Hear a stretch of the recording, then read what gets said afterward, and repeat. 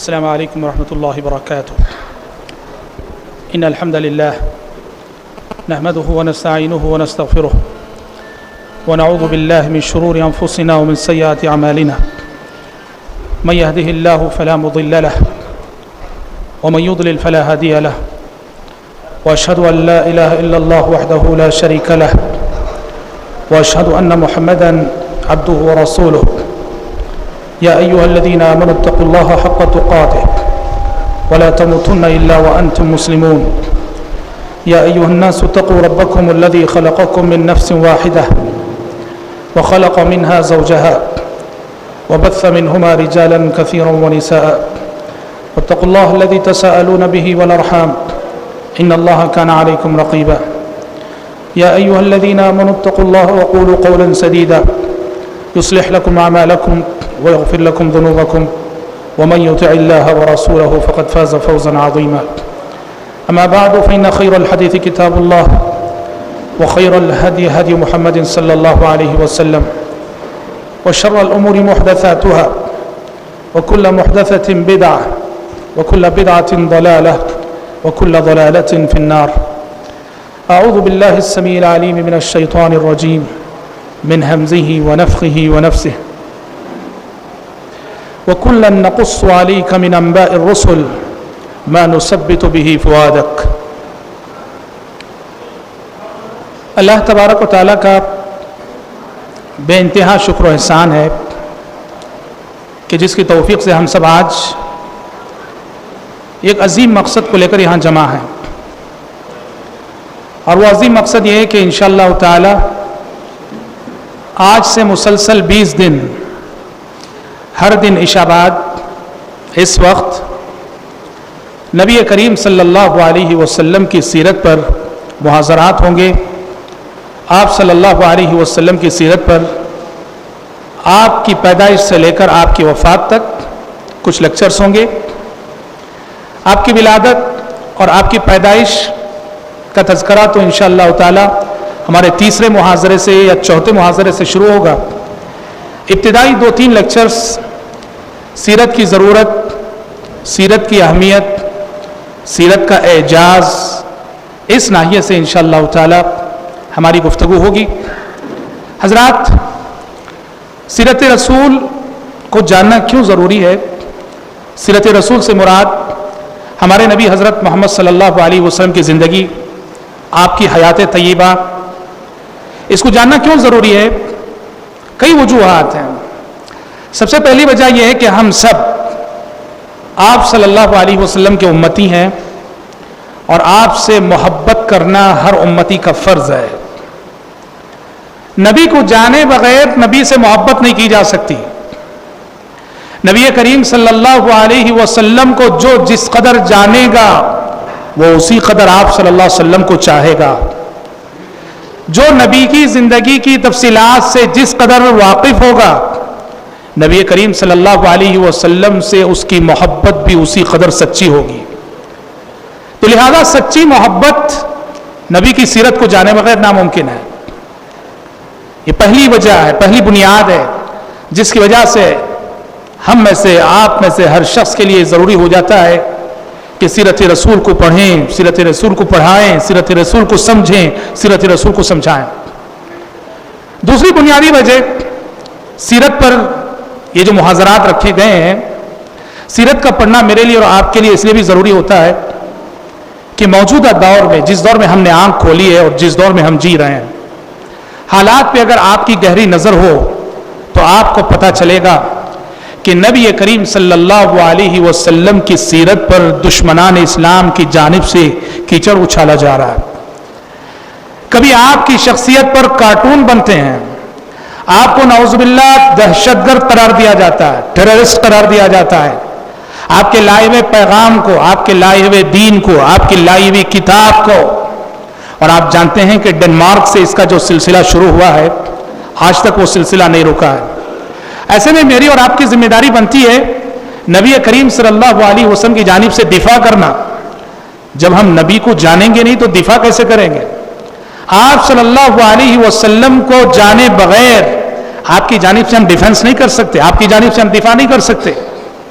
یہ غیر مسلم اگر ہم سے پوچھ لے نبی کریم صلی اللہ علیہ وسلم نے جو جہاد کیا، بدر و حنین کی تاریخ کے حوالے سے اگر کوئی غیر مسلم یہ اعتراض کر دے کہ نعوذ باللہ ثم نعوذ باللہ تمہارے نبی ٹیررسٹ ہے، انہوں نے بدر میں جو ہے جنگ کی، حنین میں جنگ کی، احد میں جنگ کی، خندق کی جنگ لڑی، مدینے کی 10 سالہ زندگی میں 80 سے زائد جنگیں لڑی، کیسے ہم اسے ریپلی کریں گے؟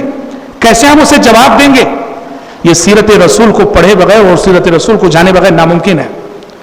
انشاءاللہ جب ہم مدنی زندگی پر بحث کریں گے، پیارے نبی کی مدنی زندگی جو مدینے میں گزری اس پر جب ہماری گفتگو ہوگی تو انشاءاللہ تعالی آپ کو یہ جوابات ملیں گے کہ پیارے نبی نے جنگ کیوں کی، جہاد کیوں کیا، اور ہمارے نبی کو جو الزام دیا جاتا ہے نعوذ باللہ دہشت گردی کا، اس کا جواب اور اس کا توڑ ہم کیسے دے سکتے ہیں، یہ انشاءاللہ جب ہم مکی زندگی ختم کر کے مدینے کی زندگی پر روشنی ڈالیں گے تو اس سلسلے میں آپ کے حوالے سے باتیں آئیں گی۔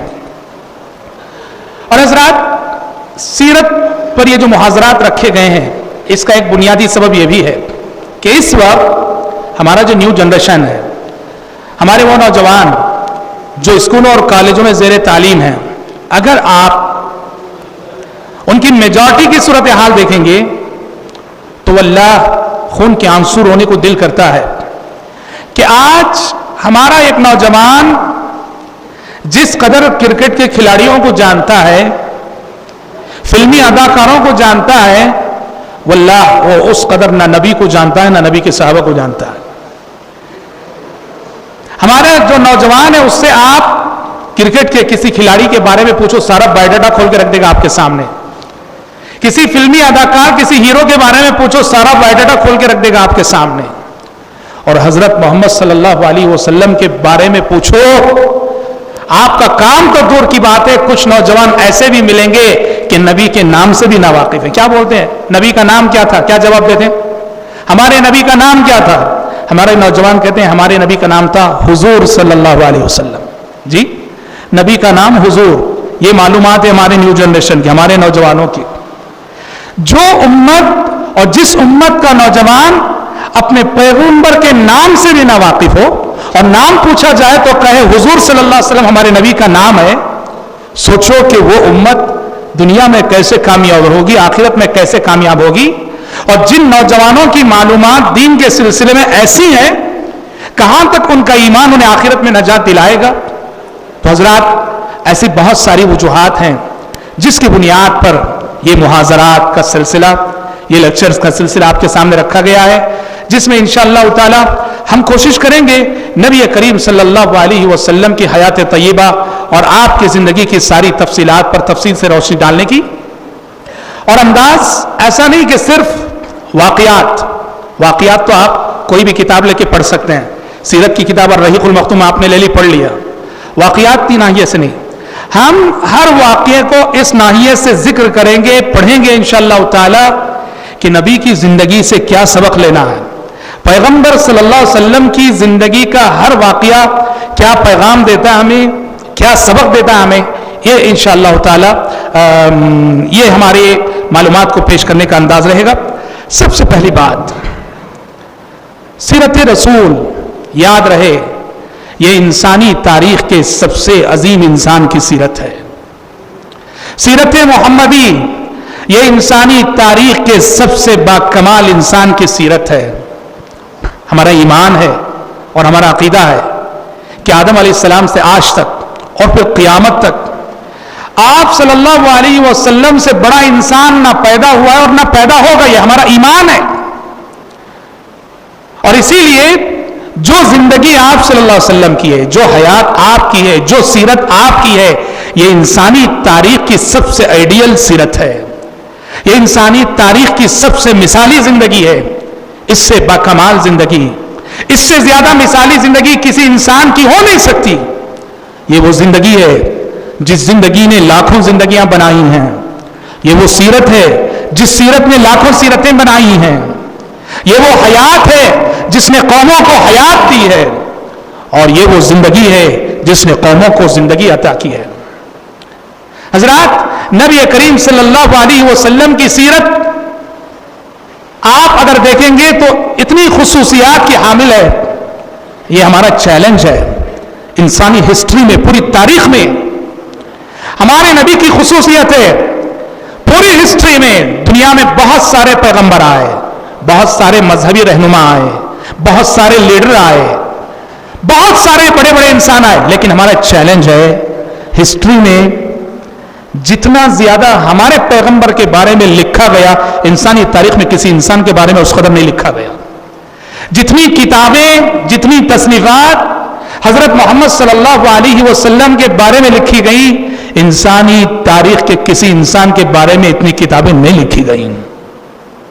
اور پھر یہ بھی چیلنج ہے، یہ بھی خصوصیت ہے کہ حضرت محمد صلی اللہ علیہ وسلم کی حیات، آپ کی لائف اور آپ کی زندگی کی جس قدر تفصیلات ملتی ہیں، انسانی تاریخ کے کسی اور انسان کی زندگی کی اس قدر تفصیلات نہیں ملتی۔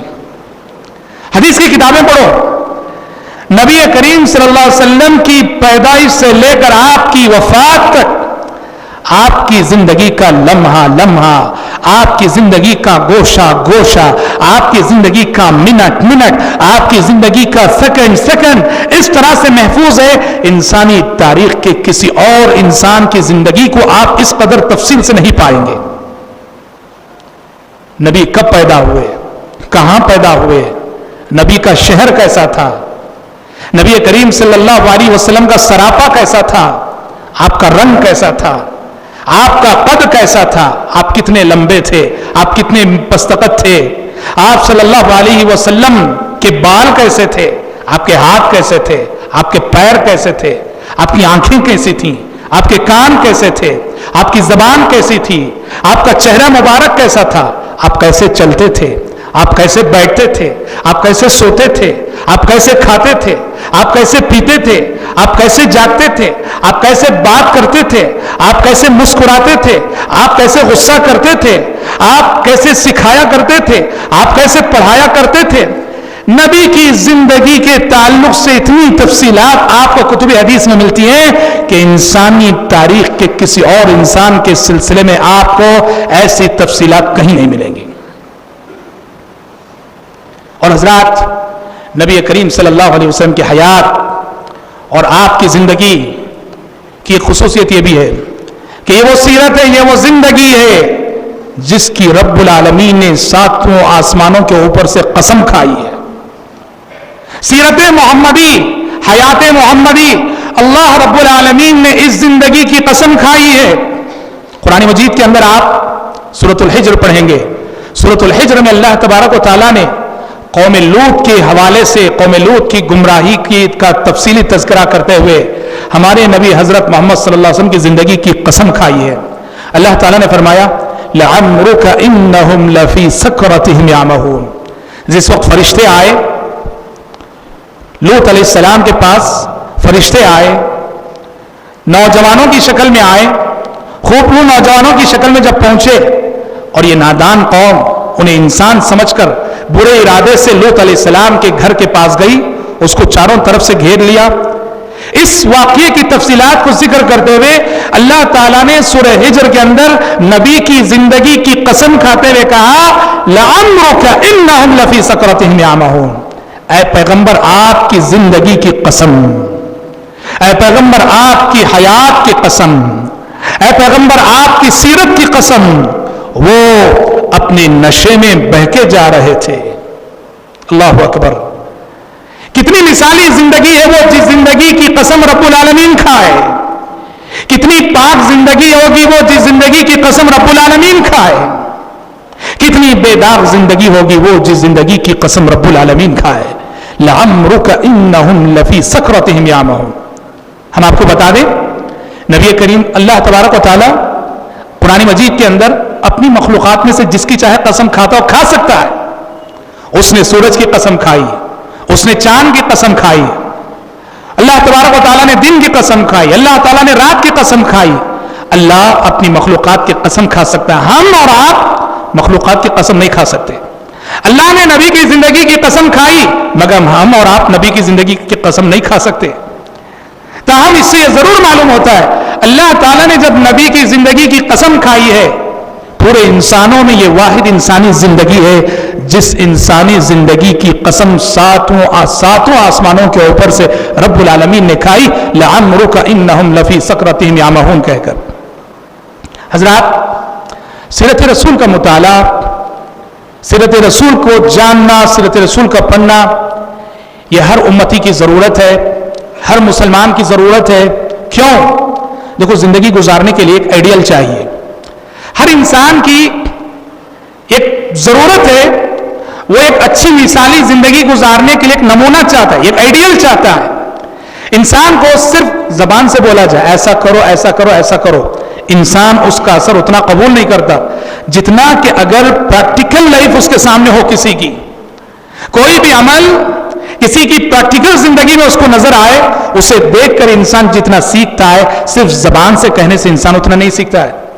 تو انسان کی یہ بنیادی ضرورت ہے کہ انسان زندگی میں قدوہ چاہتا ہے، نمونہ چاہتا ہے، آئیڈیل چاہتا ہے۔ تو ظاہر بات ہے کہ حضرت محمد صلی اللہ علیہ وسلم کی زندگی سے بہتر ہمارے لیے اور آئیڈیل کیا ہو سکتا ہے؟ آپ کی زندگی سے بہتر نمونہ اور کیا ہو سکتا ہے؟ اور ہم آپ کو بتا دیں، خود اللہ کے نبی صلی اللہ علیہ وسلم کو یہ ضرورت پیش آئی کہ آپ کے سامنے ایک آئیڈیل ذکر کیا جائے۔ اللہ کے نبی جب دعوت و تبلیغ کا کام آپ نے شروع کیا صلی اللہ علیہ وسلم، تو آپ نے یہ ضرورت محسوس کی کہ آپ کے سامنے کچھ پاکیزہ زندگیوں کے نمونے پیش ہوں، آپ کے سامنے کچھ مثالی زندگیوں کو آئیڈیل کے طور پر پیش کیا جائے۔ یہی وجہ ہے کہ ہم دیکھتے ہیں اللہ تبارک و تعالیٰ نے مختلف پیغمبروں کے واقعات جو قرآن مجید میں ذکر کیے ہیں۔ قرآن مجید میں کیوں؟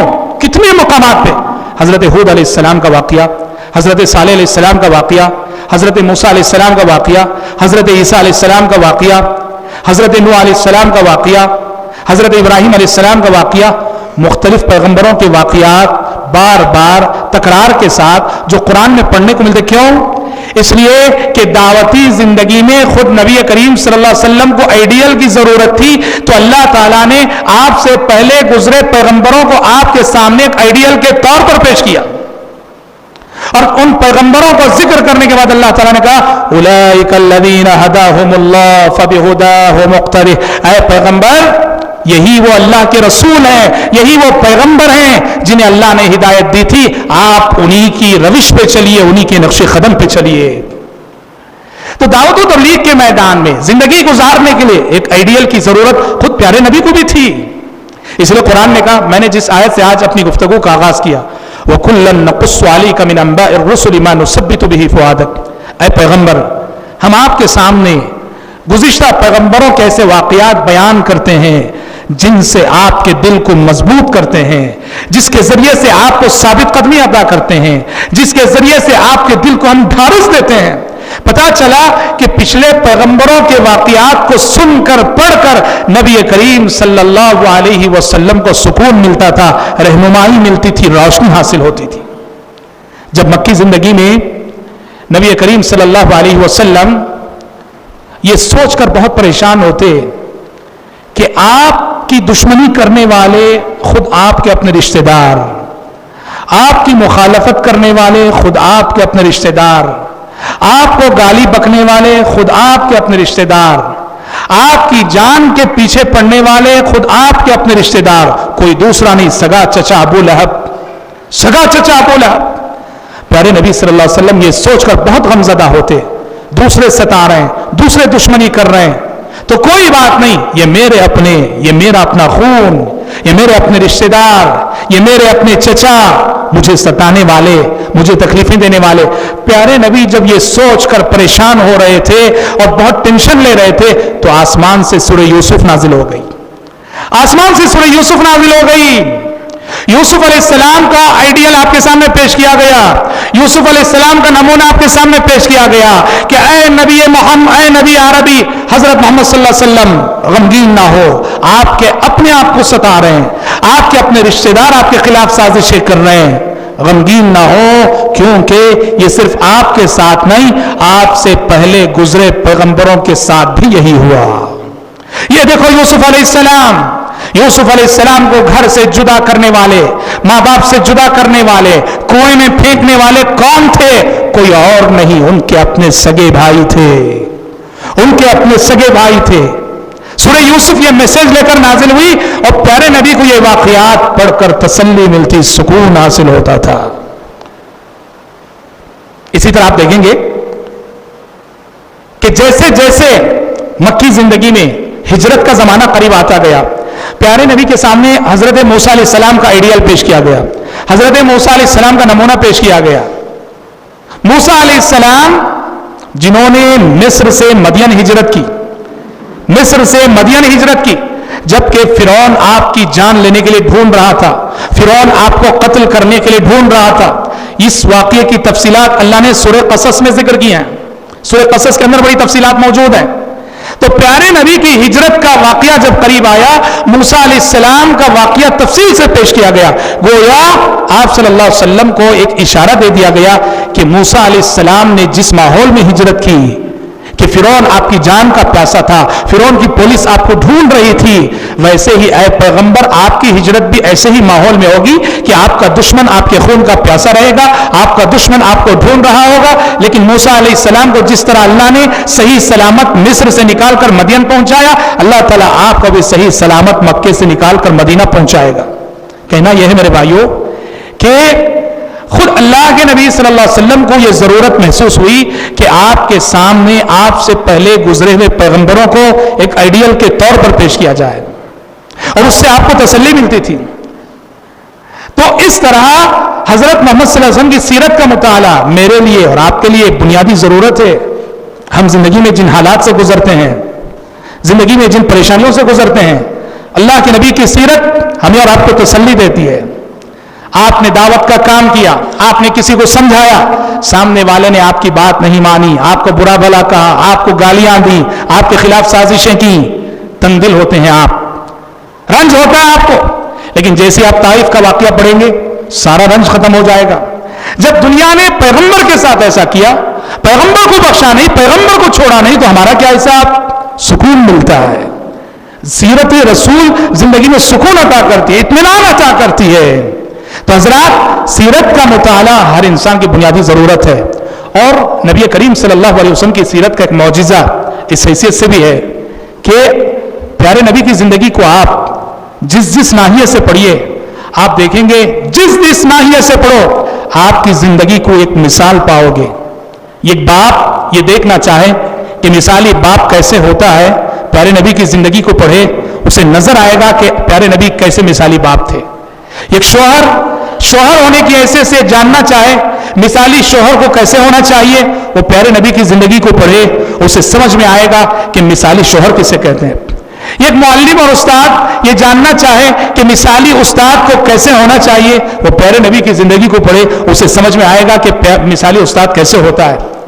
ایک سیاستدان اور حکمران وہ جاننا چاہے کہ مثالی حکمران اور مثالی سیاستدان کیسے ہوتا ہے، وہ پیارے نبی کی زندگی کو پڑھے، اسے نظر آئے گا کہ مثالی سیاستدان کیسا ہوتا ہے۔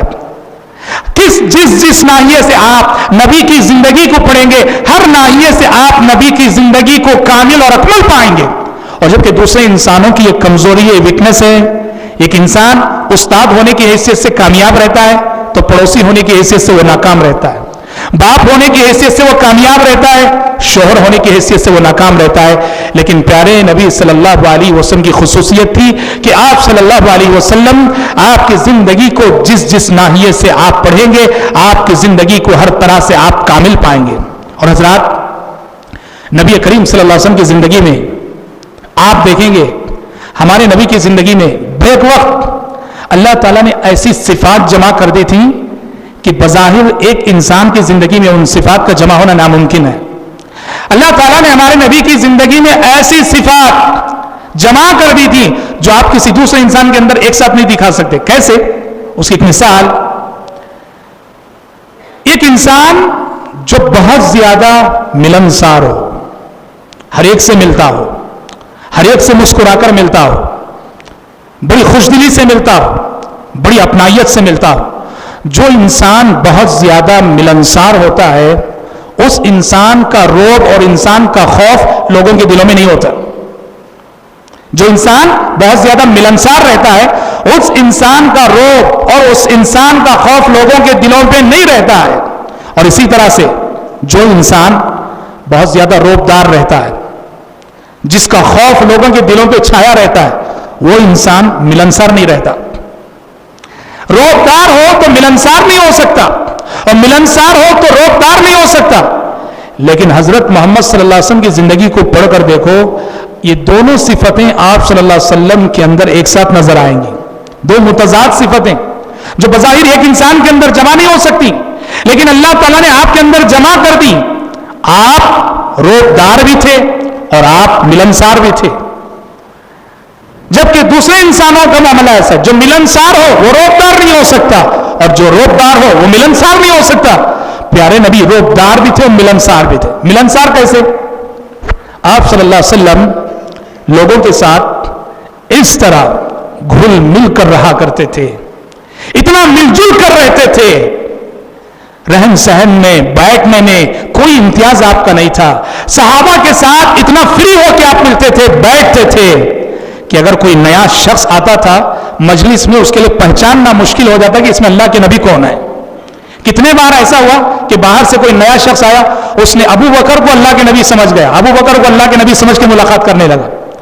آپ اتنا مل جل کر رہتے صحابہ میں کہ آنے والے کے لیے پہچاننا مشکل ہو جاتا کہ اس میں نبی کون ہے, پیغمبر کون ہے. اور جو اتنا مل جل کر رہے انسان, اس کا روب اور دبدبہ باقی نہیں رہتا. لیکن پیارے نبی کا حوالہ دیکھیے, پیارے نبی اتنے ملنسار رہ کر آپ کا روب اور دبدبہ بھی صحابہ کے دلوں پر کیسے تھا. آپ جانتے ہیں, مشہور واقعہ ہے, پیارے نبی صلی اللہ علیہ وسلم نے ایک مرتبہ نماز پڑھائی. ایک مرتبہ آپ صلی اللہ علیہ وسلم نے نماز پڑھائی, 4 رکعت والی نماز تھی, ظہر یا عصر کی نماز تھی. 2 رکعت پڑھ کے آپ نے سلام پھیر دیا. 2 رکعت پڑھ کر آپ نے سلام پھیر دیا, اور سلام پھیر کر مسجد سے اٹھے آپ, اور صحن میں جا کر مسجد نبوی کے صحن میں کھڑے ہو گئے آپ صلی اللہ علیہ وسلم. اب سارے صحابہ پریشان ہیں, کیا بات ہے, کیا ماجرا ہے. 4 رکعت والی نماز, پیارے نبی نے صرف 2 رکعت نماز پڑھائی, سلام پھیر دیے. ساری جماعت پریشان ہے, لیکن کسی کو ہمت نہیں ہو رہی ہے کہ جا کے اللہ کے نبی سے پوچھے کہ ماجرا کیا ہے, ریزن کیا ہے. راوی حدیث کہتے ہیں وَفِي الْقَوْمِ أَبُو بَكْرَ وَعُمَرْ فَهَابَ أَن يُكَلِّمَا.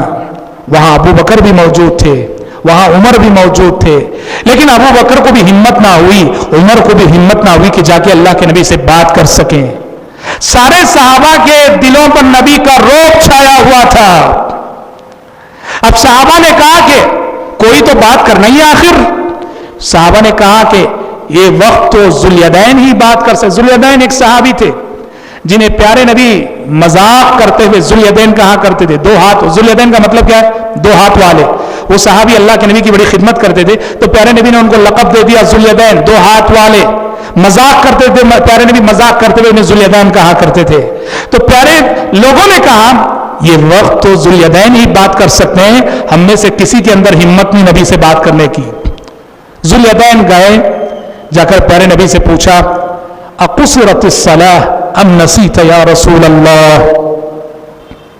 کہا کہ اللہ کے نبی کیا بات ہے, کہ آسمان سے نیا حکم آیا ہے کہ آج سے 4 رکعت والی نماز 2 رکعت کر دی گئی ہے, یا پھر آپ بھولے ہیں اللہ کے نبی. دیکھو ادب, نبی سے بات کرنے کا ادب, علماء سے بات کرنے کا ادب. صحابی نے جا کے ڈائریکٹ یہ نہیں کہا اللہ کے نبی آپ بھول گئے 2 ہی رکعت نماز پڑھایا, ایسا نہیں بولے. کیا بولے, پہلے کہا اے اللہ کے نبی ہو سکتا ہے آسمان سے نیا حکم آیا ہو. اقصرت الصلاۃ, کہیں ایسا تو نہیں کہ آسمان سے نیا حکم آیا ہو اور 4 رکعت والی نماز 2 رکعت کر دی گئی ہو. دوسرے نمبر پہ انہوں نے کہا یا پھر آپ بھول گئے ہو. پیارے نبی نے کہا نہ آسمان سے کوئی نیا حکم آیا ہے اور نہ ہی میں بھولا ہوں. اب یہاں تو کنفرم ہو گیا کہ اللہ کے نبی بھولے ہیں. جب اللہ کے نبی نے یہ کہا نہ آسمان سے کوئی نیا حکم آیا ہے اور نہ میں بھولا ہوں, یہاں تو کنفرم ہو گیا صحابی کو کہ آپ بھولے ہیں. لیکن کیا کہتے ہیں صحابی, نہیں اللہ کے نبی 2 باتوں میں سے کوئی ایک بات تو ضرور ہوئی ہے. یہ نہیں بولے نہیں آپ بھول گئے ہیں. ادب, بات کرنے کا سلیقہ, بات کرنے کی تمیز. آپ بھول گئے ہیں ایسا نہیں, کہا 2 باتوں میں سے کوئی ایک بات تو ضرور ہوئی اللہ کے نبی. تب پیارے نبی خود تشریف لائے, مسجد میں صحابہ بیٹھے تھے, صحابہ سے پوچھا, سارے صحابہ نے گواہی دی کہ ہاں اللہ کے نبی 2 ہی رکعت نماز ہوئی ہے. پیارے نبی تشریف لے گئے, جا کر آپ صلی اللہ علیہ وسلم نے پھر 2 رکعت نماز پڑھی, اللہ اکبر کہا, پھر 2 رکعت نماز پڑھی, 4 رکعت ہو گئی مکمل. سجدہ سہو کیا, سلام پھیرا. معلوم ہوا کہ درمیان میں گفتگو ہو گئی, فصل ہو گیا, پھر سے پوری 4 رکعت پڑھنا غلط مسئلہ ہے. جو 2 رکعت باقی ہیں وہ پڑھ کے سجدہ سہو کر لیں کافی ہے. تو 2 رکعت پڑھائی آپ صلی اللہ علیہ وسلم نے, سجدہ سہو کیا. اب یہاں غور کیجئے, پیارے نبی سے جب سہو ہوا ہے, بھول ہوئی ہے, صحابہ میں کسی کو ہمت نہ ہوئی کہ نبی سے جا کر بات کریں. تو پیارے نبی کے اندر اللہ نے ایسی صفات, ایک طرف اتنے ملنسار اور ایک طرف اتنے روبدار, جبکہ دوسرے انسانوں میں یہ 2 صفات جمع نہیں ہو سکتی. جو روبدار ہوگا وہ ملنسار نہیں ہو سکتا, اور جو ملنسار ہوگا وہ روبدار نہیں ہو سکتا. ایک اور مثال, پیارے نبی کی زندگی میں اللہ تعالیٰ نے کیسی کیسی صفات جمع کر دی تھی. جو انسان بہت زیادہ بہادر ہو, مجاہد ہو, فوجی جرنیل ہو, کمانڈر ہو, اس کا جسم کیسا ہوتا ہے, اس کا ہاتھ کیسا ہوتا ہے. جو ہاتھ ہتھیار اٹھایا ہو, جو ہاتھ تلوار چلاتا ہو, جو ہاتھ گن مشین چلاتا ہو, وہ ہاتھ کیسا ہوتا ہے, بہت بہادر انسان ہوتا ہے. اس کا بدن بڑا مضبوط ہوتا ہے, اس کا ہاتھ بڑا مضبوط ہوتا ہے. جی ہاں. اور جو بالکل نرم ہاتھ والا ہو, نرم ہاتھ سے کبھی تلوار نہیں اٹھتی, نرم ہاتھوں سے کبھی تلوار نہیں اٹھتی. پیارے نبی کو دیکھو, پیارے نبی کے اندر اللہ نے دونوں صفات جمع کر دی. ایک طرف آپ اتنے بہادر, اتنے بہادر, اتنے بہادر کہ جنگ حنین میں جب تھوڑی دیر کے لیے سارے صحابہ میدان چھوڑ کے بھاگ کھڑے ہوئے, تھوڑی دیر کے لیے دشمنوں کی جانب سے اس طرح تیر برسے کہ تھوڑی دیر کے لیے سارے صحابہ میدان جنگ سے پیچھے ہٹ گئے. سارے صحابہ.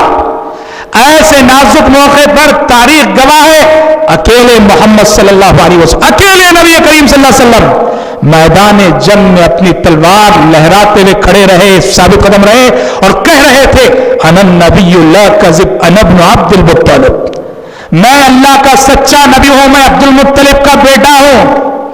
پیارے نبی اس طرح ڈٹے رہے, جمے رہے کہ نبی کی ثابت قدمی کو دیکھ کر اور سارے صحابہ کو ہمت آئی, حوصلہ ملا.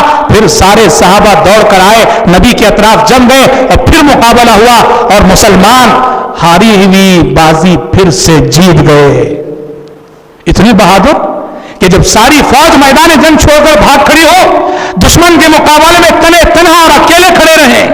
حضرت علی فرماتے ہیں, جنگوں میں جب مشکل وقت آتا تھا تو ہم نبی کی آڑ میں آ کر خود کو بچاتے تھے, پیارے نبی کے پیچھے آ کر خود کو بچاتے تھے.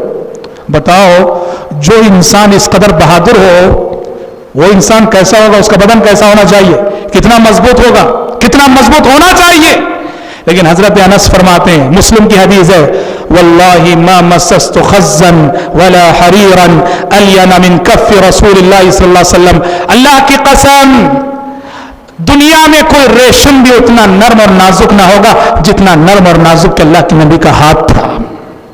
حضرت انس فرماتے ہیں, میں نے کوئی ریشم بھی اتنا نرم نہیں چھوا جتنا نرم کہ اللہ کے نبی کا ہاتھ تھا. اللہ اکبر, کیا بات ہے. جو ہاتھ اتنا نرم ہو, اس ہاتھ سے کبھی تلوار نہیں اٹھ سکتی, اور جس ہاتھ سے تلوار اٹھ جائے وہ ہاتھ کبھی اتنا نرم نہیں ہو سکتا. لیکن پیارے نبی کے اندر اللہ نے دونوں صفات جمع کر دی. کہنا یہ میرے بھائیوں کہ اللہ تبارک و تعالیٰ نے نبی کریم صلی اللہ علیہ وسلم کے اندر ایسی ایسی صفات جمع کر دی تھی کہ جو صفات بظاہر ایک انسان کے اندر جمع نہیں ہو سکتی. اسی لیے آپ اسوہ کاملہ ہیں, اسی لیے آپ صلی اللہ علیہ وسلم اسوہ کاملہ ہیں. جس ناحیے سے نبی کی زندگی کو پڑھو, اس ناحیے سے آپ دیکھیں گے کہ نبی کریم صلی اللہ علیہ وسلم کی زندگی ایک آئیڈیل اور مثالی نظر آتی ہے. اور سبحان اللہ, آپ کہاں کہاں آئیڈیل, ہر معاملے میں آئیڈیل. حتیٰ کہ جو بشری کمزوریاں ہیں, انسانی کمزوریاں ہیں, انسان ہونے کے ناطے ہماری کچھ کمزوریاں, ہر انسان کے اندر کچھ کمزوریاں. کیا کمزوریاں؟ ہم انسان ہیں, بھولتے ہیں, ہر انسان بھولتا ہے. اللہ نے پہلے انسان آدم علیہ السلام کے بارے میں کہا, وَلَقَدْ عَاهِدْنَا إِلَىٰ آدَمَ مِنْ قَبْلِ فَنَسِيَ وَلَمْ نَجِدْ لَهُ عَزْمًا. آدم علیہ السلام بھول گئے, پہلا انسان بھول گیا. انسان ہے, نیند غالب آتی ہے, بشری تقاضا, انسانی کمزوری ہے. آپ دیکھیں گے اللہ تعالیٰ نے نبی کریم صلی اللہ علیہ وسلم کو ان انسانی اور بشری کمزوریوں میں بھی آئیڈیل بنایا. کیسے؟ ابھی ہم نے پڑھا, ابھی ہم نے بیان کیا, 4 رکعت والی نماز 2 رکعت پڑھ کر سلام پھیر دیے. پیارے نبی ہیں پیغمبر ہیں, آپ کے پاس آسمان سے وحی آیا کرتی ہے. 2 رکعت بھول گئے آپ, 2 رکعت میں آپ نے سلام پھیر دیا. کیوں؟ اللہ تعالیٰ نے نبی کو اس معاملے میں بھی اپنی امت کے لیے آئیڈیل بنانا چاہا. کل امتیوں سے بھی بھول ہو سکتی ہے, سب انسان ہیں.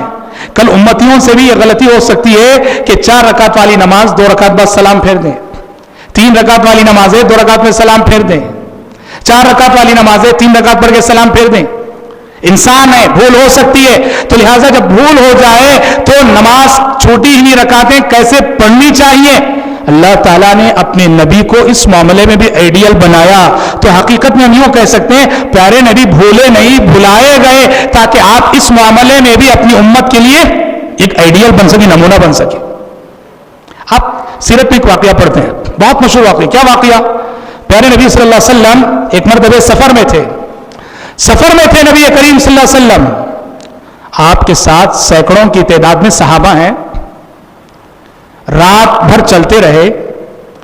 رات کے آخری پہر پیارے نبی صلی اللہ علیہ وسلم نے پڑاؤ کیا اور چاہا کہ تھوڑی دیر آرام کر لیں, سو جائیں. اور آپ کی عادت تھی جب رات میں سوتے تھے کسی کو نگران مقرر کر کے ذمہ داری دے کر سوتے کہ جاگتے رہنا, فجر کے لیے ہمیں جگانا. اور آج کی رات یہ ذمہ داری کسے دی؟ حضرت بلال حبشی رضی اللہ عنہ کو دی. کہا کہ بلال جاگتے رہنا, جیسے ہی فجر کا وقت ہو ہمیں جگا دینا. پیارے نبی سو گئے, سارے صحابہ سو گئے, حضرت بلال اکیلے جاگ رہے ہیں. اور بلال کی نظر مشرق کی سمت ہے کہ کب فجر صادق طلوع ہو اور کب میں اللہ کے نبی کو جگاؤں. حضرت بلال سے یہ غلطی ہوئی, تھوڑا سا انہوں نے ٹیکا لیا, اور ٹیکا لینے کی دیر تھی کہ آنکھ لگ گئی, سو گئے. پیارے نبی سو رہے ہیں, سارے صحابہ سو رہے ہیں, اور جن صحابی کو جگانے کی ذمہ داری دی تھی وہ صحابی سو رہے ہیں. فجر صادق طلوع ہو گئی, نماز کا وقت ہو گیا. یہاں تک کہ نماز کا وقت ہوتے ہوتے سورج نکل گیا, سورج طلوع ہو گیا. سورج کی شعاعیں جب پڑی تو سب گھبرا کر اٹھے, دیکھا کہ سورج نکل چکا ہے. اللہ اکبر. ابو بکر جاگے, عمر جاگے, پیارے نبی جاگے, سب پریشان ہوئے. پیارے نبی نے بلال حبشی رضی اللہ عنہ کو بلا کے, بلال کیا ہوا؟ بلال نے کہا اخذ بنفسی الذی اخذ بنفسک, اے اللہ کے نبی جس ذات نے آپ کو سلا دیا اسی ذات نے مجھے بھی سلا دیا. اللہ کے نبی نہ کوئی غصہ, نہ کوئی ڈانٹ, نہ بیزارگی کا اظہار. پیارے نبی کی مثالی قیادت, مثالی امارت, مثالی کمانڈنگ کی یہ خصوصیت تھی. آپ اپنے ماتحتوں سے جب غلطی ہو جاتی تو آپ ان کے عذر کو قبول کر کے درگزر فرماتے تھے. یہاں اس واقعے میں غور کرنے کی بات یہ ہے, دیکھو سینکڑوں کی تعداد میں نبی کے ساتھ صحابہ ہیں, سینکڑوں کی تعداد میں, اور سوچو کوئی ایک بھی نہ جاگا, کسی ایک کی بھی آنکھ نہ کھولی. حالانکہ یہ صحابہ کون ہیں؟ یہ وہ صحابہ ہیں کہ جو رہبان باللیل و فرسان بالنہار کہلاتے تھے. یہ وہ صحابہ ہیں جن میں سے ایک ایک بھی دن ہو تو وہ شہسوار, اور رات ہو تو زاہد شب بیدار. تہجد گزار ایک ایک صحابی بھی, اور تہجد گزار صحابہ سینکڑوں کی تعداد میں ہو نبی کے ساتھ, کسی کی آنکھ نہ کھولی, کسی کی آنکھ نہ کھلی. یہاں تک کہ سورج نکل گیا. سورج نکلنے کے بعد سب جاگے. کیا ہے حقیقت میں؟ سوئے نہیں سلائے گئے, سوئے نہیں سلائے گئے. کیوں؟ امتیوں سے بھی بشر ہے, انسان ہے. انسان ہونے کے ناطے کبھی کبھی ایسا ہو سکتا ہے کسی انسان کے ساتھ, تو پیارے نبی کو آئیڈیل بنا دیا گیا. اگر کبھی کبھی کسی کے ساتھ ایسا ہو گیا, آنکھ لگ گئی, سورج نکل گیا, نماز کیسے قضا کرنی چاہیے, کیسے؟ پیارے نبی نے بتایا. باقاعدہ اذان دی گئی, باقاعدہ اذان دی گئی. پہلے تو کہا اس جگہ کو چھوڑ, یہاں شیطان ہے. اس جگہ کو جہاں میں غفلت والے کو چھوڑ دو, یہاں شیطان ہے. تھوڑی دور آگے بڑھے, اذان دی گئی, پھر سنت پڑھی گئی, پھر اقامت کہی گئی, بعد جماعت نماز ادا کی گئی. کہنا یہ ہے کہ اللہ تعالیٰ نے نبی کریم صلی اللہ علیہ وسلم کو ہر معاملے میں آئیڈیل اور اسوہ بنایا. حتیٰ کہ جو بشری کمزوریاں ہوتی ہیں ان کمزوریوں میں بھی اللہ تعالیٰ نے پیارے نبی کو امت کے لیے آئیڈیل بنایا. اسی لیے کبھی خود اللہ کے نبی سے سہو ہوا, کبھی آپ صلی اللہ علیہ وسلم سے بھول ہوئی, کبھی آپ صلی اللہ علیہ وسلم کو آنکھ لگی, کبھی آپ صلی اللہ علیہ وسلم سے سو گئے. لیکن یہ زندگی میں 1-2 بار ہی ہوا بس. تاکہ آپ کی ذات اس معاملے میں بھی آئیڈیل بن جائے. تو حضرات کہنا یہ ہے کہ آپ کا اسوہ کاملہ ہے، اسوہ کاملہ ہے. ہر معاملے میں آپ آئیڈیل ہیں. ایسا نہیں جیسا کہ موجودہ دور کے ایک دانشور جو اپنی دانشوری پر جنہیں بہت ناز ہے، وحید الدین خان صاحب دلی کے، جو الرسالہ میگزین نکالتے ہیں، انہوں نے لکھا نعوذ باللہ کہ محمد صلی اللہ علیہ وسلم اسوہ حسنہ ہے، اسوہ کاملہ نہیں ہے. یعنی آپ بہترین آئیڈیل ہیں لیکن آپ کامل آئیڈیل نہیں ہیں آپ سے، نعوذ باللہ. جی دلی کے وحید الدین خان صاحب نے لکھا ہے محمد صلی اللہ علیہ وسلم اسوہ کاملہ نہیں ہے، آپ اسوہ حسنہ ضرور ہے. غیر مسلم کہہ رہا ہے، غیر مسلم مان رہا ہے، غیر مسلم گواہی دے رہا ہے کہ محمد صلی اللہ علیہ وسلم اسوہ کاملہ ہے. اور ایک مسلمان جو اپنے آپ کو عالم کہے، دانشور کہے، مفکر کہے، وہ کہے کہ محمد صلی اللہ علیہ وسلم اسوہ کاملہ نہیں. اور یہاں تک لکھا ہے انہوں نے، اللہ ہدایت دے ان کو، کہ محمد صلی اللہ علیہ وسلم اسوہ کاملہ نہیں. آج کے دور کے لیے ہمیں جیسس کو آئیڈیل بنانا چاہیے، محمد صلی اللہ علیہ وسلم کو نہیں. نعوذ باللہ. یہ واللہ یہ ان کی عبارت ہے کہ محمد صلی اللہ علیہ وسلم کا اسوہ کسی دور میں ناقابل انطباق ہو کر رہ جائے گا. نعوذ باللہ. یہ بہت بڑی گمراہی، بہرحال ایک گہری بات ہے جسے سمجھانے کے لیے وقت درکار ہے. کہنا یہ ہے بھائیو، محمد صلی اللہ علیہ وسلم ہر ناحیے سے اسوہ ہے، بہترین اسوہ ہے، اسوہ حسنہ ہے آپ، اسوہ کاملہ ہے آپ. اس کی شہادت غیر مسلمین نے دی ہے. کل کے ہمارے محاضرے میں، کل کے ہمارے لیکچر میں ہم دیکھیں گے کہ محمد صلی اللہ علیہ وسلم کی سیرت کو غیر مسلمین نے کیسے مانا. غیر مسلم، یہودی، کرسچن، عیسائی، ہندو، اور محمد صلی اللہ علیہ وسلم کی سیرت کو انہوں نے کس نقطہ نظر سے دیکھا، ہم کل کے محاضرے میں انشاءاللہ تعالی اس پر بحث کرتے ہیں.